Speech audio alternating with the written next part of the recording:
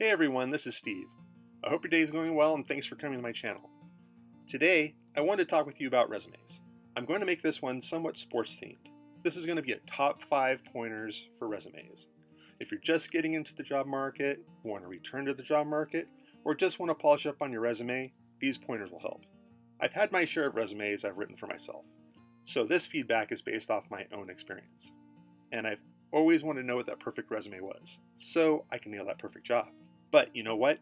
The perfect resume doesn't exist. There is no single type of resume that will get you that perfect job. I tend to think of resumes as the baseball card of your career.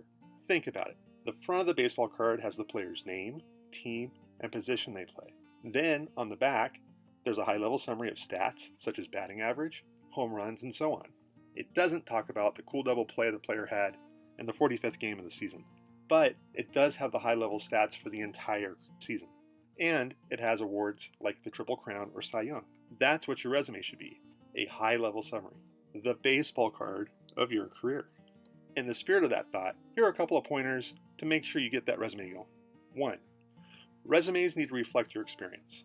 This document is a high-level summary of your career. If you don't have any experience in an actual job, then you should emphasize education and any volunteer work or school activities you've done to help you stand out. Do not embellish or make stuff up on your resume, because when it gets to interview time, the interviewer will see straight through you.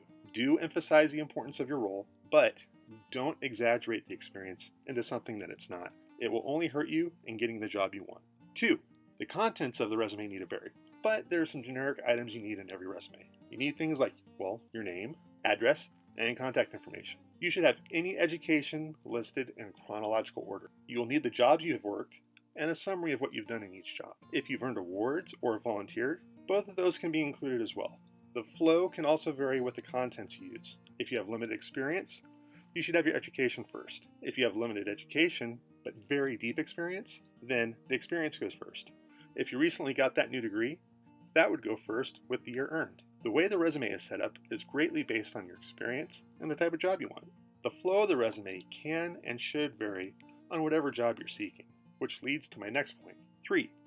Do not use a rubber stamp resume for every job. An entry-level management job in retail is going to want to have either previous retail management experience or your education highlighting that new degree. You want to change your resume around so it aligns with each job you're seeking, and it should contain keywords. If the job asks for management experience, you'll need to include words like manage or lead. If you use the same resume for every job you apply to, you risk missing out because you haven't customized your resume to match that job you want. 4. Page length. Your resume should be reflective of your experience. Quick and easy guide.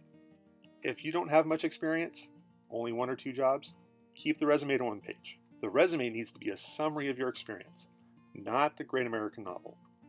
If you are an entry-level person looking for a job, you shouldn't go past a page. Individuals that have 2-page resumes are typically the ones with multiple degrees and multiple jobs over a longer career.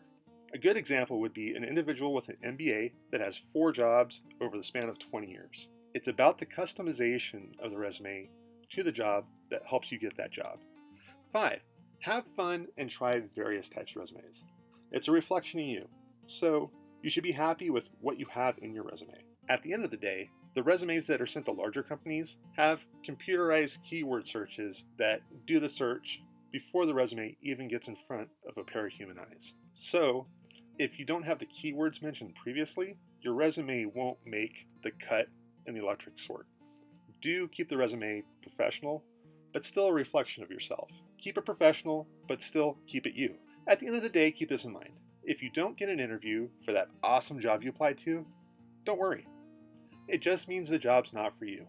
There are many jobs out there in the marketplace. You will find a job. Just maintain your professionalism. So go and make your baseball card resume so that you stand out there for success.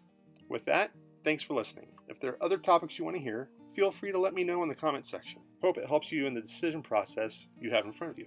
Be sure to hit the like button and be sure to click the notification bell if you want to see future videos like this. I hope you have a wonderful day. Be safe. Have a good one.